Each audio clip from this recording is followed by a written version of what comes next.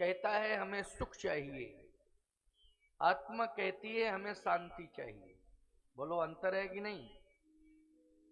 मन क्या कह रहा है? हमें सुख चाहिए, और आत्मा कह रही है कि मुझे क्या चाहिए? शांति चाहिए। इसका मतलब है कि आत्मा की आवाज को हमें समझना चाहिए। शांति जीवन में तभी आएगी जब हम सीताराम जी से जुड़ेंगे। शांति सीता समान, आत्मा रामो विराजित। हमारी आत्मा में जो बैठा है वही राम है, और आत्मा में अगर शांति आ जाए तो वही शांति सीता है। इसलिए आत्मा के अंदर शांति पहुंचना बहुत आवश्यक है। शांति जब तक हमारी आत्मा में प्रवेश नहीं करेगी तब तक हमारा जीवन अधूरा है। केवल हम प्रारब्ध को लेकर के आए हैं और सुख भोग रहे हैं या दुख ले रहे हैं, प्रारब्ध के अनुसार सुख ले रहे हैं, अलग बात है, लेकिन शांति हमें प्राप्त नहीं हो रही।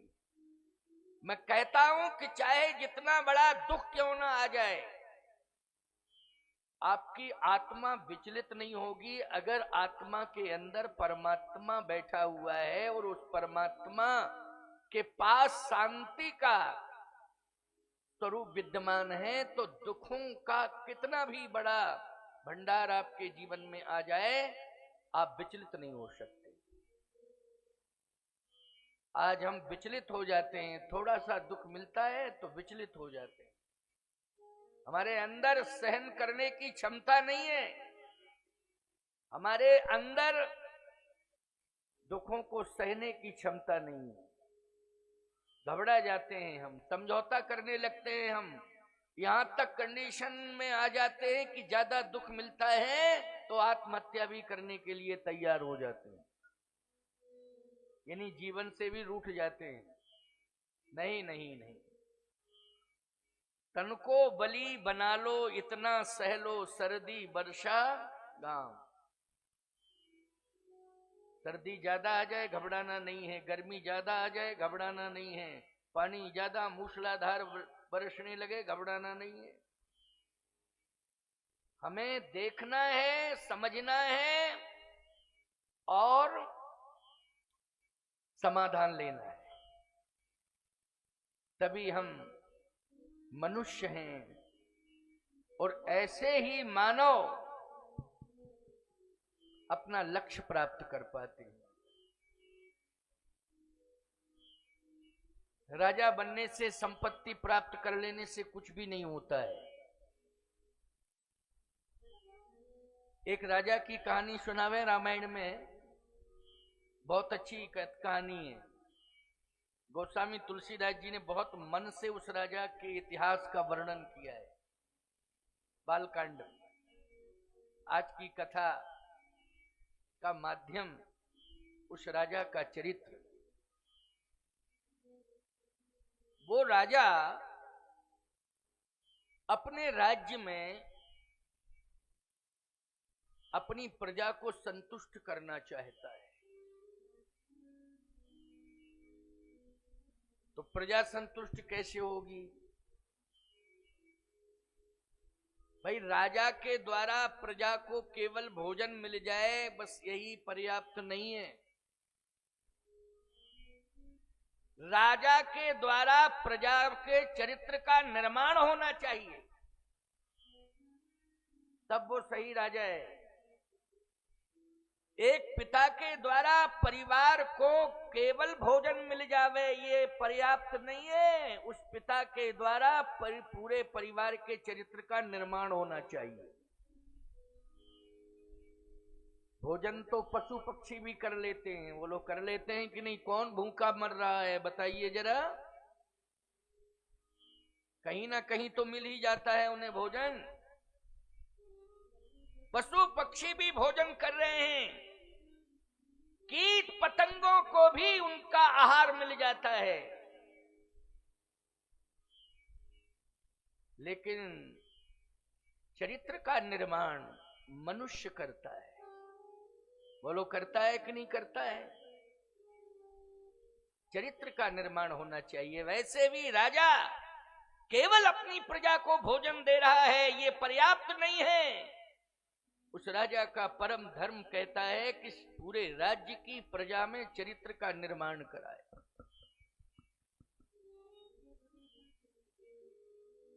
लेकिन चरित्र का निर्माण कहां से होगा और कैसे होगा? केवल भाषण देने से चरित्र का निर्माण नहीं होता है। चरित्र का निर्माण होता है भजन करने से। क्या करने से? भजन करने से चरित्र का निर्माण होता है। आप कहो महाराज जी भजन का प्रकार बताओ कि प्रकार क्या है भजन का? कैसा भजन, किस प्रकार का भजन? भजन की परिभाषा क्या है? तो भजन की परिभाषा सुन लो। उमा कहूं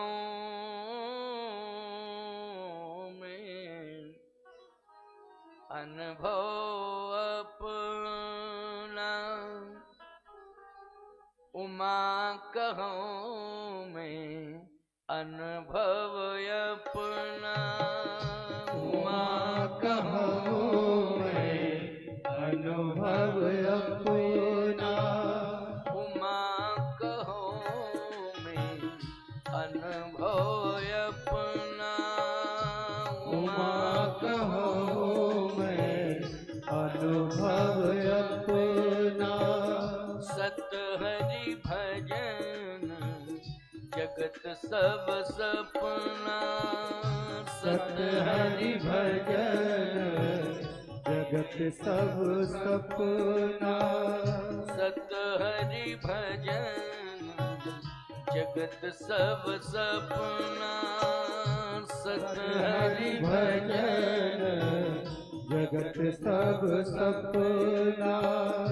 उमा कहूं में अनुभव अपना,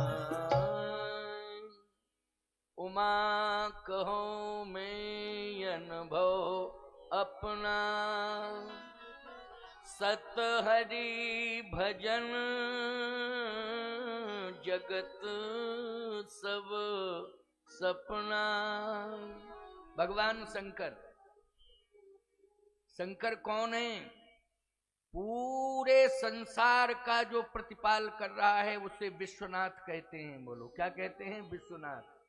नाथ मानी स्वामी, घर का स्वामी घर का पालन पोषण करता है और पूरे विश्व का पालन पोषण कौन कर रहा है?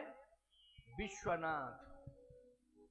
इतनी बड़ी महिमा है विश्वनाथ जी की कि विश्वनाथ ममनाथ पुरारी, विश्वनाथ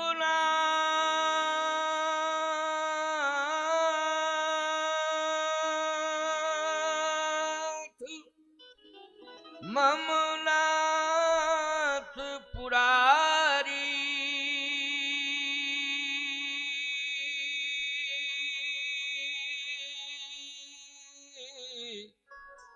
पुत्र भुवन महिमा विदित तुम्हारी।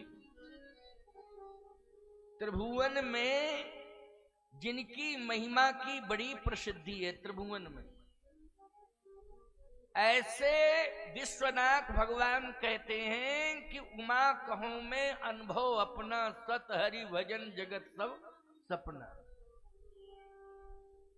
एक दूसरे राजा का बयान सुन लो। उसने सत्य क्या बताया? रामायण के राजाओं की बात कर रहा हूं मैं, इधर उधर के राजाओं की बात, क्योंकि रामायण की कथा कह रहा हूं तो रामायण के राजा की बात करूंगा। है रामायण में भी बहुत राजा है। एक दूसरे राजा की बात सुन लो। दूसरा राजा कहता है, अब प्रभु कृपा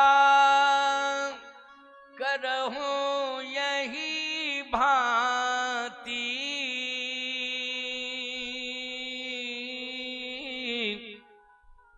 सब तजी भजन करो दिन राति। आप कहो इस राजा का नाम क्या है? एक राजा का नाम तो बता दिया आपने, जो त्रिभुवन का राजा है, विश्वनाथ बाबा। लेकिन ये राजा कौन सा है जो कह रहा है कि अब प्रभु कृपा करो यही भांति सब तज भजन करो दिन राति? ये राजा कौन है? ये राजा है बानरों के राजा सुग्रीव। बानरों के राजा सुग्रीव हैं जो भगवान से कह रहे हैं अब प्रभु कृपा करहूं यही भांति और सब तजी भजन करो दिन राति। हे प्रभु, जब तक आपकी कृपा मेरे ऊपर नहीं होगी तब तक मैं भजन कर ही नहीं पाऊंगा। इसका मतलब यह है कि तुम खूब मन बना लो कि हमें भजन करना है, लेकिन भगवान की कृपा नहीं होगी तो भजन कर ही नहीं पाओगे। यही तो लोग कहते हैं महाराज क्या बतावें, खूब कोशिश करते भजन करें लेकिन भजन कर ही नहीं पा रहे। कोई ना कोई ऐसा झंझट आ जाता है कि भजन करने का मन बनाते हैं, उसी समय कोई ना कोई समस्या आ जाती है। इसका मतलब है कि अभी आपके ऊपर भगवान की कृपा नहीं हुई है। क्या नहीं हुई है? कृपा। आप कहो महाराज जी कृपा कब होगी? तो कृपा के बारे में भी लिखा है रामायण में। तुलसी बाबा ने कहा है जब द्रवहि दीन दयालु राघव। द्रवहि मानी कृपा। जब द्रवहि दीन दयालु राघव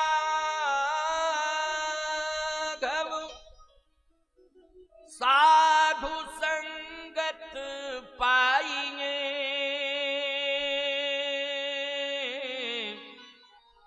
यही दरस परस समागम दिख पाप रास नसाइए। भगवान कहते हैं कि मेरी कृपा का अनुभव उसी दिन कर लेना जिस दिन संत के द्वारा तुम्हें सत्संग सुनने को मिल जावे, उसी दिन समझ लेना कि मेरी कृपा हो। बोलो भाई, कृपा का अर्थ बता दिया कि नहीं बता दिया मैंने? अब कृपा जिसको प्राप्त करनी है वो साधु के सत्संग में आ जावे, और अगर कृपा प्राप्त नहीं करनी है तो भाड़ में जावे। हमें क्या मतलब? बोलो भाई, जब कृपा ही प्राप्त नहीं करना है, इतनी बढ़िया कृपा, इतना बढ़िया सुंदर कृपा का अवसर भगवान ने दिया है कि बुंदेला जी की मति ऐसी कर दी कि नहीं राम कथा कराओ, ये राम भक्त हैं, इनके इष्ट हैं राम जी, इनके इष्ट राम जी हैं। ये समझ लो राम जी ने इनके ऊपर कृपा कर दी है और हनुमान जी महाराज ने इनको प्रेरणा दे दी है। क्योंकि राम कथा जब भी होती है तो राम कथा के पहले श्रोता हनुमान जी होते हैं। प्रभु चरित्र सुनवे को रसिया राम लखन सीता मन बसिया के लिए तैयारी करते हो कि हमारे घर में यह व्यक्ति आ रहा है लेकिन इसे कॉफी पसंद है, चाय पसंद नहीं है। कॉफी बनाई आपने, बहुत अच्छा, आनंद आया, वाह, आपने हमारे मन की बात मिला। कृपा का प्रमाण यही है, अब प्रभु कृपा करो यही भांति सब तज भजन करो दिन रात। इसलिए कर्तव्य मार्ग पर चलना है, कर्म करना है, लेकिन कर्म के लिए समय निकालना है। तो कर्म जब हम करने लगें तो हमारे हाथों से कर्म न बिगड़ने पावे, इसके लिए हमें भगवान का भजन करना पड़ेगा और भगवान को अपने साथ रखना पड़ेगा कि हमारे हाथों से किया हुआ कर्म बिगड़ने ना पावे। बोलो कर्म करते करते बिगड़ जाता है कर्म कि नहीं बिगड़ जाता है? और ऐसा बिगड़ता है कि नरक में ही चला जाता है व्यक्ति। भजन तुम्हें बचाता है। भजन क्या करता है? गलत कार्य से बचाता है भजन। इसलिए भजन केवल साधु संतों के लिए भी नहीं है, गृहस्थों के लिए भी है। सभी को भजन करना चाहिए। 10 मिनट का समय दो भजन के लिए, क्या दिक्कत है? 10 ही मिनट दे दो, देना चाहिए। टेलीविजन देखते हो? थोड़ा बहुत देखते हो। मोबाइल तो देखते ही हो। मोबाइल देखने के लिए समय, टेलीविजन देखने के लिए समय, अखबार पढ़ने के लिए समय, गप सप लड़ाने के लिए समय है, समय कि नहीं? लेकिन भजन करने के लिए समय बिल्कुल नहीं है। तो मैं तो कहता हूं, किस बात के तुम हिंदू हो? तुमने हिंदू परिवार में अगर जन्म लिया है, सनातनी परिवार में तुमने जन्म लिया है, तो भजन से दूर क्यों हो गए हो? नहीं नहीं, भगवान शंकर कहते हैं, हे पार्वती, मैं भजन के बिना नहीं रह सकता हूं। मैं रात्रि में सोता हूं तो मेरी श्वासों से भजन निकलता है, श्वासों से भजन होता रहता है। उनसे बड़ी व्यस्त लाइफ किसी की नहीं है संसार में, भगवान शिव की जितनी व्यस्त लाइफ है। कोई भी दावा करता रहे, झूठा है उसका दावा। शंकर जी जितना कोई व्यस्त नहीं है। पूरे विश्व के नाथ हैं वो। लेकिन भजन, सोते हैं तब भी भजन होता है। और प्रभाव, इतना बड़ा प्रभाव है कि तीसरा नेत्र खुल जाए तो जल के खाक हो जावे संसार। बोलो, तीसरे नेत्र में इतनी बड़ी ताकत है, अग्नि बरस रही है, इतना बड़ा प्रभाव है। और वरदान दे दें तो ईमानदारी के साथ बताओ, भिखारी राजा बन जावे तुरंत। भीख मांगने वाला तुरंत राजा बन जाएगा, झोपड़ी में महल खड़ा हो जाएगा। बोले उनसे बड़ा वरदानी है कोई? इतना प्रभावशाली हमारा शिव, हमारा देवता महादेव। लेकिन वो करता क्या है?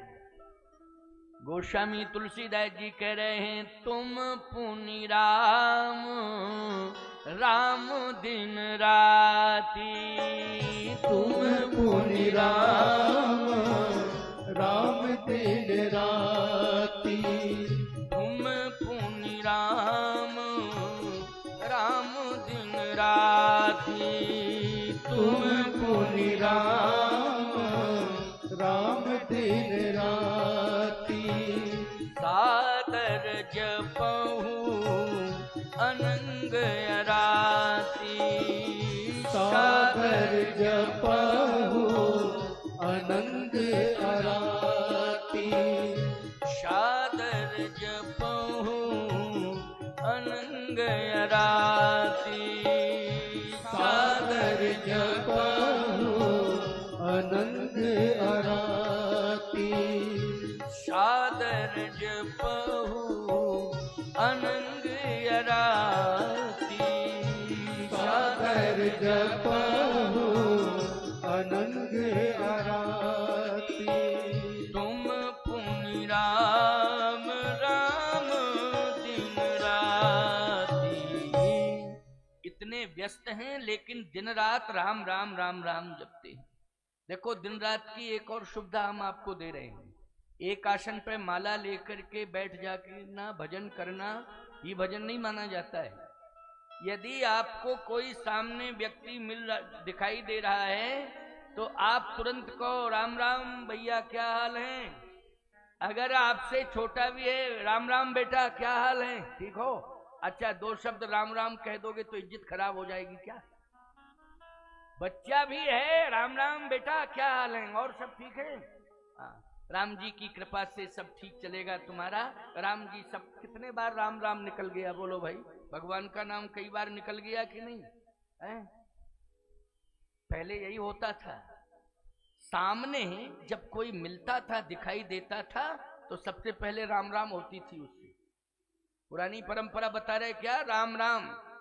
लेकिन अब राम राम कहाँ हो रही है? गायब ही होता जा रहा है राम राम। राम का नाम, ये परंपरा गायब होती जा रही है। अब हम आपको क्या बतावें, लोग इंतजार करते हैं कि जब काम धंधे से फुर्सत हो जाएंगे और शरीर बूढ़ा हो जाएगा तब राम राम जपेंगे। ये मानसिकता बना बैठे लोग। मैं आपसे सत्य कह रहा हूं, बूढ़ों से ज्यादा जवान मर रहे हैं आज। बोलो, बूढ़ों से ज्यादा कौन मर रहे हैं? जल्दी बोलो। जवान मर रहे हैं, हार्ट फेल हो रहा है। कितने बाप रो रहे हैं कि महाराज बेटा चला गया है, सारा काम तो वही संभालता था लेकिन वही चला गया। कैसे चला गया पता ही नहीं चला। रात को सोया, सुबह जागा ही नहीं, हार्ट फेल हो गया। दुकान पर बैठे बैठे हार्ट फेल हो गया है, रास्ते में जाते जाते हार्ट फेल हो गया। महाराज अब क्या करें? मौत नहीं आ रही है, नहीं हम मरने के लिए तैयार हैं। अरे मौत हमें ले जाती, लेकिन बेटे को क्यों ले गई? बोलो, हाथ में क्या लगा? पश्चाताप। हाथ में क्या लगा? पश्चाताप। ऐसा मत सोचना कि बुढ़ापे में ही भजन किया जाता है। क्या देख रहे हो? क्या कर रहे हो? हटो यहां से। माला गिर गई तो ऐसी माला क्यों रखते हो? ठीक से किया करो माला, पहले से ही सही रखा करो माला। पहले से देख लिया करो, माला ठीक से लगाना है। चित्रपट में हो चाहे ग्रंथ पर हो, व्यवधान होता है।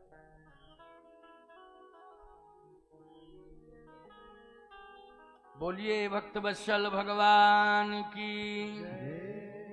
सीताराम जय सीताराम, सीताराम जय सीताराम, सीताराम जय सीताराम, सीताराम जय सीताराम, सीताराम जय सीताराम, सीताराम जय सीताराम, सीताराम जय सीताराम, सीताराम जय सीताराम, सीताराम जय सीताराम, सीताराम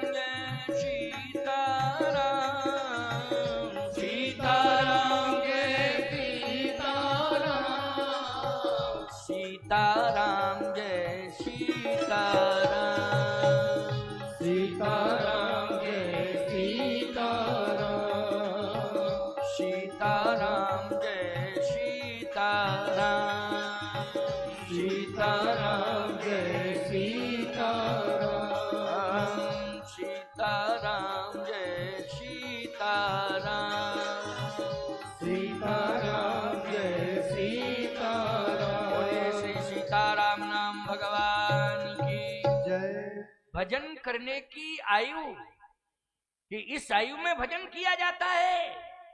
भजन का संबंध अवस्था से नहीं है, भजन का संबंध आस्था से है प्यारे। आस्था जिसके जीवन में होगी, प्रभु से जो जुड़ा होगा, संस्कार प्रभु से जुड़े होंगे, तभी भजन हो पाएगा।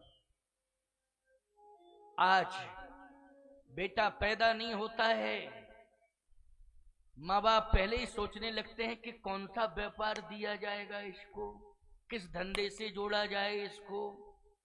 अरे पैदा तो हो जाने दे पहले, तब तो विचार कर। लेकिन चलो धरती पर आ गया, और जैसे ही धरती पर आया तो तुमने क्या कहा? चेतावनी दे रहा हूं, चेतावनी, बुरा मत मानना, और मानना हो तो खूब मान जाओ। क्या हमें लोकसभा का चुनाव लड़ना, तुमसे वोट मांगने हैं? हम तो कथा कहने आए हैं। जब भी आएंगे तब कथा कहने के लिए ही आएंगे, और कथा पीठ पर ही, व्यासपीठ पर ही मिलेंगे। हमारा जीवन ही कथा में चला जा रहा है। कथा के अलावा तो कोई और समय ही नहीं मिलता है हमको कि किसी और को समय दे दूं कथा के अलावा। लेकिन बात कहूंगा तो लाख टके की बात करूंगा, साफ साफ कहूंगा। और तुम्हारे कल्याण की बात कहूंगा। बेटा आया, आंखें नहीं खुली उसकी, और तुमने बोलना शुरू कर दिया। क्या? ये धरती को ही बेटा सत्य मानना, इसी पर तुम्हारा लालन पालन करूंगी मैं। माँ कहती है बेटे से, और इसी धरती पर तुम्हें मकान बना के दूंगी, इसी धरती पर तुम्हें धंधा कराऊंगी। ये धरती हमारे रिकॉर्ड में लिखी है, हम इसके मालिक। शिशुपन में सिखलाया कि धरा धाम सत्य है। ये धरती सत्य है, धरती सत्य नहीं है। सत्यम परम धीमहि, सत्य तो परमात्मा है। बोलो सत्य कौन है? परमात्मा। ये धरती अगर टिकी है तो सत्य के ऊपर टिकी हुई है। बोलो नहीं तो ये धरती रसातल में चली जाएगी। किस पर टिकी है ये धरती? बोलो सत्य पर टिकी हुई है धरती। इसलिए सत्य के बारे में तुमने नहीं बताया कि सत्य तो परमात्मा है। सत्य बताया कि ये धरती जमीन जायदाद ये सत्य है, ये हमारी है, हम मालिक हैं इसके। इसके बाद ये तुम्हारी है। नहीं नहीं नहीं, मदालसा बन जाओ माताओं। बेटे ने जन्म लिया, मां मदालसा ने ब्रह्म का उपदेश दिया बेटे को। बोलो दिया कि नहीं दिया? ईश्वरीय सत्ता से जोड़ा है अपने बेटे को। मदालसा का नाम श्रद्धा पूर्वक लिया जा रहा है इस मंच से। शिशुपन में सिखलाया कि धरा धाम सत्य है, यौवन में सिखलाया कि अर्थ काम सत्य है। जब बेटा बड़ा हुआ, जवान हुआ, तो उससे यही कहा गया कि बेटा पैसा ही सत्य है। बोलो क्या बताया जवानी में? कि बेटा पैसा ही सत्य है, पैसा नहीं रहेगा तो किसी काम के नहीं रहोगे। इसलिए पैसा पैसा जैसे बने तैसे कमाओ, लेकिन कमाओ चाहे लूट के लाओ, लेकिन कमाओ पैसा। पैसा कमाओ, नहीं गलत। यौवन में सिखलाया कि अर्थ काम सत्य है। यानी अभी तक राम से जोड़ा ही नहीं गया है संतान को।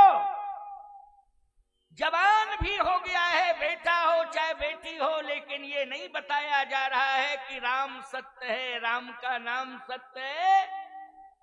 राम से जुड़ो, राम से जुड़ो, सारे काम बन जाएंगे। अरे गीता का उपदेश भगवान कृष्ण की वाणी है। जो राम से जुड़ जाता है, जो श्याम से जुड़ जाता है, अनन्यास चिंतयन्तो माम ये जनः पर्युपास्ते तेषां नित्याभियुक्तानां योगक्षेमं वहाम्यहम्। जो भगवान से जुड़ जाता है, सारा काम उसका भगवान करते हैं, सारा काम भगवान करते हैं।